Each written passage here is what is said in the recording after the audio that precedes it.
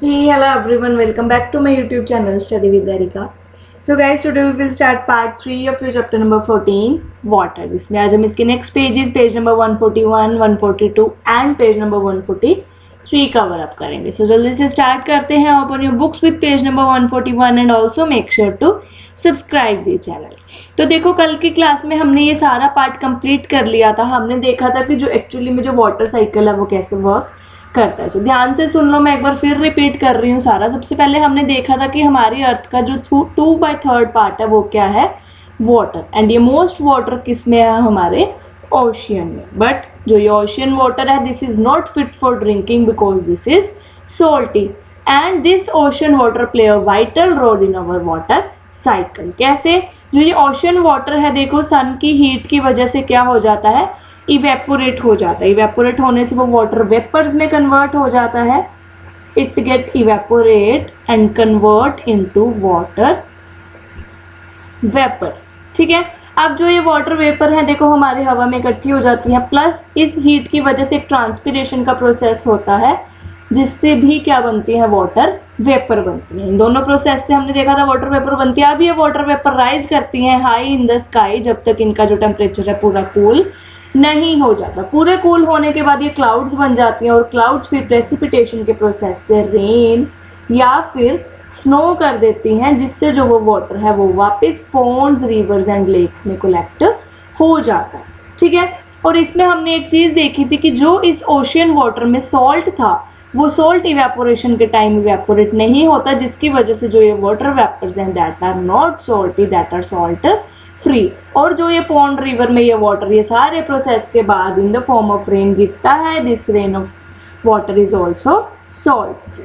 समझ आया? सो हम ये कह सकते हैं कि हम ओशियन वाटर को डायरेक्ट कंज्यूम नहीं कर सकते, पर फिर भी जो ये ओशियन वाटर है वो हमारे इस वाटर साइकिल में बहुत ज़्यादा हेल्प करता है. सो हम आज का टॉपिक स्टार्ट करते हैं, that is back to the oceans. ये हमने अभी कवर किया कि जो हमारे क्लाउड्स हैं वो बारिश करेंगे, वो प्रेसिपिटेशन के प्रोसेस से जितना भी पानी है वो वापस रेन के फॉर्म में नीचे गिर देते हैं. सो देखो, what happens to the water then rain and snow bring to different regions of the earth. Almost all land surface are above the level of oceans. Most of the water that fall in the land of the rain or sooner later goes back in the ocean. तो वो बह बह के जितना पानी use होना होता हो जाता है, बाकी बह बह के किस में दोबारा चला जाता है, हमारे ओशियंस में. और फिर से वो हीट की वजह से इवेपोरेट होता है, क्लाउड्स बनते हैं और वो फिर से बारिश कर देते हैं. इस तरह से जो ये साइकिल है वो कंटिन्यूसली वर्क करता रहता है, जिसको हम बोलते हैं water cycle. Now snow in the mountains melts into water. हम सबको पता है स्नो मेल्ट होकर वाटर बन जाती है. This water flow down the mountain from the stream, reverse. Some of the water that fall on the land as rain also flow in the form of rivers and streams. Most of the rivers cover long distance on the land and ultimately fall in an ocean. तो जितनी भी कहते हैं snow का पानी है, बारिश का पानी है, वो सारा बह बह के एंड में कहाँ पे चला जाता है, ओशियन से, जहाँ से जो फर्स्ट इवेपोरेशन का प्रोसेस स्टार्ट हुआ था. However, water of some rivers flow into the lakes. और कुछ पानी लेक्स, रिवर्स, इन सब में चला जाता है, ताकि जो वो पानी है वो फिर टैप्स के थ्रू, पाइपलाइंस के थ्रू हमारे घरों में आ जाता है. Okay. Now the rain water also fill up the lakes and ponds. तो रिवर, लेक, पॉन्ड, इन सब में कौन सा वाटर आया, हमारा rain water. A part of the rainwater gets absorbed by the ground and seem to be disappear in the soil. और जो rainwater soil में गिरता है वो soil उसको absorb कर लेती है. Some of this rainwater brought back to the air by process of evaporation. अब कुछ rainwater सड़क पे गिर गया, आपकी रूफ की टॉप पे गिर गया, या कहीं और ऐसी जगह पे गिर गया जो दोबारा से evaporate हो जाता है, या फिर जो leaves हैं प्लांट के वो transpirate कर देते हैं.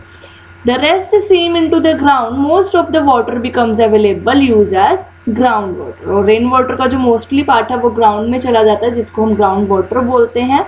Open wells are fed ground water. Ground water is a source of many lakes as well. और यही ग्राउंड वाटर है जो हम ओपन वेल्स में से लेते हैं. आपने देखा होगा जो कुआं होता है, कुएं में से हम ग्राउंड वाटर निकालते हैं, और जो लेक्स हैं उसमें भी जो वाटर का सोर्स है वो कौन बनता है, ये ग्राउंड वाटर. और ये ग्राउंड वाटर कहाँ से आया, जो रेन हुई. Okay. It is also this ground water which is drawn by the hand pump और ट्यूबवेल. और ट्यूबवेल और हैंड पंप से भी कौन सा वाटर ही लेते हैं हम, ground water. The more hand pump or tube well that are used in area, the deeper we need to dig to find this ground water. अब देखो सपोज करो आपका ये हैंड पंप लगा हुआ है, दिस इज अर्थ. अब ये हैंड पंप मान लो यहाँ तक है, आपने ये लेवल का पानी यूज़ कर लिया तो हैंड पंप को और नीचे डिग करना पड़ेगा, फिर यहाँ तक का पानी यूज़ कर लिया फिर और नीचे. इस तरह से ग्राउंड वाटर को ज़्यादा डीप तक लेने के लिए हमें उसको ज़्यादा डिग करना पड़ता है. Okay. Now Paheli wants to share a concern with you. In those areas where the land has little or no vegetation, the rainwater flow away quickly. Flowing rainwater also takes the top layer of the soil away with it. There are few areas where most of the land covered with concrete. This reduces the seepage on rainwater into the ground, which ultimately affect the availability of ground water. तो देखो कितनी अच्छी बात बताई है पहेली ने आपको. पहेली कह रही है, कहती कई जगह ऐसी होती हैं जहाँ पे जो ग्राउंड वाटर है वो कम अवेलेबल होता है. हमने देखा ग्राउंड वाटर बहुत ज़रूरी है ताकि हम उसको वेल, ट्यूबवेल या हमारे जो हैंड पंप है उसमें से निकाल के हम यूज़ कर सकें, है ना. पर कई जगह पहेली कहती है ऐसी होती हैं जहाँ पे जो ये ग्राउंड वाटर है वो इतना ज़्यादा अवेलेबल नहीं होता क्योंकि वो ग्राउंड वाटर बह जाता है. और हमें भी पता है, जैसे मान लो ये हमारी धरती है, दिस इज़ अवर अर्थ. यहाँ पे बारिश हुई, पानी आया, पानी अपने साथ साथ सॉइल की एक लेयर को भी ले जाती है बहा के. ठीक है. सो इट मीन्स हम कह सकते हैं कि जहाँ पे ग्राउंड वाटर कम होता है वहाँ पे वाटर की अवेलेबिलिटी भी कम हो जाती है. We know that water brought back to the surface of the earth by rain, hail और snow goes back in the ocean. हमने अभी पढ़ा वो जो रेन हुई, चाहे वो रिवर्स में भरी, लेक्स में, पॉन्ड में, वो वहाँ घूम फिर के कहाँ पहुँच जाते हैं दोबारा, ओशियन में. Thus water from ocean surface of the earth goes in air as vapors, return as rain, hail or snow and finally goes back to the ocean.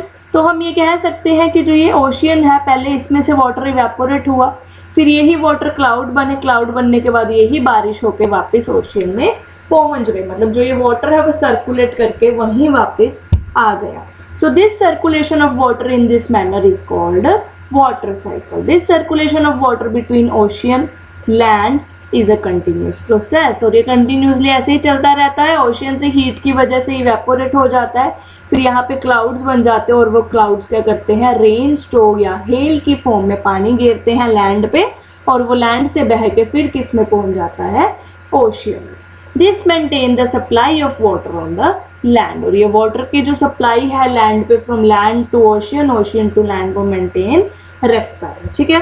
सो ये आपको डायग्राम दी गई है वाटर साइकिल की. देखो सबसे पहले यहाँ से जो लैंड से वाटर है वो इवेपोरेट हुआ एंड जो लीव्स हैं हमारे प्लांट्स हैं उन्होंने क्या किया, यहाँ पे ट्रांसपिरेशन की, मतलब जो लीव्स हैं उन्होंने भी जो वाटर है वो इवेपोरेट किया. ठीक है. ये दोनों प्रोसेस से इवेपोरेट हो गया. अभी ऊपर जाते जाते जाते जाते क्या बन गया, एक क्लाउड बन गया. अब ये क्लाउड इतना ठंडा हो गया कि ये प्रेसिपिटेशन का प्रोसेस कर रहा है, मतलब ये बारिश करने लगा. बारिश करने से क्या हुआ, इसने ओशन में, लेक में बारिश की, पॉन्ड में बारिश की या फिर माउंटेन एरिया में स्नो की. अब वो माउंटेन वाली स्नो मेल्ट होकर दोबारा कहाँ आ गई, ओशियन में. ऐसे ही जो लेक्स, पॉन्ड में वाटर कलेक्ट हुआ था वो सारा घूम फिर के कहाँ आ गया, ओशियन में. सो इट मीन्स ये पानी पहले ऊपर उड़ा, फिर बादल बने, फिर यहाँ आ गया. इट मीन्स ये इस तरह से सर्कुलर मोशन में घूम रहा है, जिसको हम बोलते हैं water cycle, which maintains the level of water on land.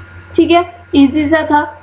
Next देखो, what if it rains heavily. अब देखो रेन के भी नुकसान है. रेन बहुत कम हो तब भी नुकसान है क्योंकि वहाँ पे पानी की अवेलेबिलिटी कम हो जाएगी, वहाँ ग्राउंड वाटर कम हो जाएगा, वहाँ पे जो प्लांट्स हैं वो इतने ग्रो नहीं हो पाएंगे, सॉइल फर्टाइल नहीं होगी.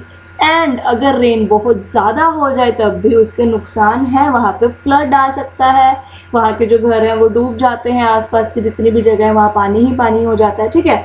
सो हम देखते हैं हमारा topic 14.5, what if rain heavily. The time, duration and the amount of rainfall varies from place to place. Varies मतलब change. Time, duration and amount, कितनी बारिश हो रही है, कितने टाइम के लिए हो रही है और कितने कितने दिनों बाद हो रही है, वो सब कुछ चेंज होता है as compared to place. In some part of world it rains throughout the year. कहते हैं जो बहुत सारी जगह ऐसी हैं जहाँ पे पूरा साल बारिश होती रहती है, पर कई जगह ऐसी हैं जहाँ पे थोड़े दिन के लिए बारिश होती है. जैसे आप देख सकते हो राजस्थान है, वहाँ तो बहुत कम बारिश होती है. कई बार साल ऐसा निकल जाता है कि एक बार भी बारिश नहीं हुई, है ना.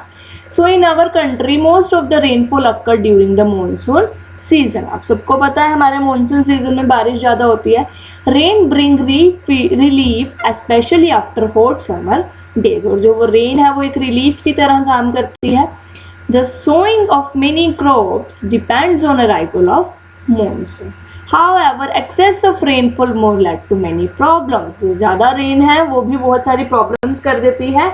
जो हैवी रेन है it may lead to rise in level of water in river, lakes and ponds. अब देखो जो रिवर्स लेक्स हैं, सपोज करो ये आपकी रिवर है, यहाँ तक पानी है, अब लगातार बारिश होती जा रही है, ये पानी यहाँ तक आ गया, फिर ये भर गया, फिर ये पानी बाहर गिरना शुरू हो गया, इट मीन्स फ्लड आना शुरू हो गया. ठीक है. सो मतलब जो ज़्यादा बारिश है वो हमारे रिवर, लेक एंड पोंड का लेवल इंक्रीज कर देती है. द वाटर में spread over large area causing flood, जिससे बाढ़ आ जाती है. The crop field, forest, village and cities में गेट सबमर्ज बाय वाटर. जैसे अब यहाँ देख सकते हो, कहते हैं गाँव के गाँव, पूरे फील्ड, खेत, वो सब कुछ डूबना शुरू हो जाता है उस पानी में, बारिश के पानी में. In our country flood causes extensive damage to crops, domestic animals, property and human life. हमारी कंट्री में, इंडिया में जब बहुत ज़्यादा बाढ़ आती है तब क्या होता है, जितने भी घर हैं वो सारे डूब जाते हैं, सारी क्रॉप्स ख़राब हो जाती हैं, डोमेस्टिक एनिमल्स जैसे आप इस पिक्चर में देख सकते हो एनिमल्स. ठीक है. प्रॉपर्टी होता है घर वगैरह, एंड जो लोगों की लाइफ है वो भी खतरे में पड़ जाती है because of heavy rain. During floods the animal living in the water also get carried away with the water. वो भी एनिमल्स को भी बहा के ले जाती है वो अपने साथ. They often got trapped on the land areas and die when flood water recedes. Rains also affect the animal living in the soil. जो soil में animals रह रहे हैं उनको भी affect करती है, जो land पे रह रहे हैं उनको भी affect करती है. It means जो heavy rain है वो एक disaster की तरह work करती है. Okay? अब हम हमारे नेक्स्ट टॉपिक पे चलते हैं, that is 14.6. What happen if it does not rain for a long period? अभी हमने देखा कि अगर रेन ज़्यादा हो तो क्या होगा, अब हम देखेंगे कि रेन बहुत कम हो तो क्या होगा. Can you imagine what would happen if there does not rain in a region? The soil continue to lose water by evaporating. जो सॉइल है वो अनफर्टाइल हो जाएगी क्योंकि उसमें कोई भी पानी नहीं होगा. Since it is not being brought back by rain, the soil becomes dry. The level of water in ponds and wells region go down. जो पोन्ड्स का लेवल है, इवेपोरेशन हो रही है पर बारिश नहीं हो रही, जिसकी वजह से जो पोन्ड्स का लेवल है वो भी डाउन हो जाएगा, वहाँ पानी की कमी हो जाएगी. एंड ऑल्सो द जो ground water also become scarce. This may led to drought. तो उसकी वजह से कौन सी प्रॉब्लम आ जाती है? ड्रॉट. हैवी रेन की वजह से फ्लड आया था एंड कम रेन की वजह से ड्रॉट, मतलब सूखा पड़ना शुरू हो जाता है, पानी की बहुत ज़्यादा कमी हो जाती है. In drought conditions, it is difficult to get food and fodder. You might have heard about drought occurring in some parts of country. आपने सुना भी होगा जहाँ पे ड्रॉट आ जाते हैं वहाँ पे क्रॉप्स नहीं ग्रो होती, वहाँ ग्राउंड वाटर अवेलेबल नहीं होता, उनके पोन्स वेल्स खाली हो जाते हैं. ठीक है. Are you aware of difficulties faced by the people in these areas? What happened to the animals and the vegetation in this condition? तो इसमें क्या होता है, जो एनिमल्स हैं उनको खाने को कुछ नहीं मिलता क्योंकि वहाँ पे ग्रीनरी ग्रो नहीं हो रही है, वो मरना शुरू हो जाते हैं. उनके लिए उनके आसपास कुछ भी ऐसे, मतलब उनके जो सॉइल है वो भी ड्राई हो जाती है, उनके पास ग्राउंड सब कुछ वहाँ पे ख़त्म होना शुरू हो जाता है क्योंकि उनके पास अवेलेबिलिटी ऑफ वाटर बहुत कम हो जाती है. Try and find out about this by talking to your parents and neighbors and by reading about it in the newspaper and magazine. तो वो बोल रहे हैं कि जो ड्रॉट सिचुएशन है उसमें क्या क्या होता है वो आप किसी से डिस्कस करो और यहाँ पे लिखो. मैंने आपको ऑलरेडी बता दिया कि ड्रॉट के क्या क्या कॉन्सिक्वेंसेज होते हैं, उसमें क्या क्या नुकसान होते हैं लोगों को एंड एनिमल्स को. ठीक है. तो ये था आपका टॉपिक 14.6. अब हम चलते हैं 14.7 पे कि हमें पानी को कैसे कंजर्व करना है, कैसे उसको बचा के रखना है ताकि जो फ्यूचर लाइफ है, हमारा आने वाला टाइम है, उसमें पानी की कमी ना हो. Only a small fraction of water available on the earth is fit for use plants, animals and human. Most of the water in ocean is cannot be used directly. क्यों? क्योंकि हमने चैप्टर के स्टार्टिंग में देखा था कि जो ocean का वाटर है वो सोल्टी है एंड हम इसको डायरेक्ट यूज़ नहीं कर सकते. It is not fit for drinking, not usable for plants and animals. When the level of groundwater decreases, this cannot be used anymore. अब देखो हमने देखा जब ड्रॉट होगी तो ग्राउंड लेवल डिक्रीज हो गया, तो आपको हो गया ओशन में तो इतना पानी पड़ा है, मैं वो यूज़ कर लो, हम वो यूज़ नहीं कर सकते क्योंकि वो क्या है, सोल्टी. So the amount of water on the earth remains the same, but the water available for use is very limited and is decreasing with our usage. तो वो क्या कह रहे हैं, कहते हैं हम ये तो कह सकते हैं कि जो ओशन में पानी है वो उतना ही है, क्योंकि उतनी ही रेन हो जाती है, उतना ही पानी वेपोरेट होता है, बट यूजेबल वाटर की जो क्वांटिटी है वो कम हो रही है, ठीक है, जो हम डायरेक्ट यूज कर सकते हैं, क्योंकि ओशन वाटर को हम डायरेक्ट यूज नहीं कर सकते। वो कम क्यों हो रही है, क्योंकि हम पानी को वेस्ट कर रहे हैं, हम पानी की ओवर यूजेज कर रहे हैं। Okay, now the demand for water is increasing day by day. The number of people using water is increasing with rising population. जैसे number of persons बढ़ रहे हैं वैसे ही उनकी needs हैं जो पानी के लिए वो भी increase हो रही हैं। In many cities, long queues for collecting water and a common sight. Also, more and more water is being used for producing food and by the industries. अब देखो जितनी ज़्यादा population होगी उनको खाना भी उतना चाहिए, वो खाना ग्रो करने के लिए वाटर भी उतना चाहिए, उनकी नीड्स भी उतनी ज़्यादा होंगी, वो नीड्स कंप्लीट करने के लिए भी वाटर चाहिए। इंडस्ट्रीज़ में सामान ज़्यादा बनेगा, इंडस्ट्रीज़ को भी वाटर चाहिए। इट मीन्स वाटर की क्वांटिटी यूजेज भी इंक्रीज होता है with the increase in population. Okay, now these factors are leading to shortage of water in many parts of the world.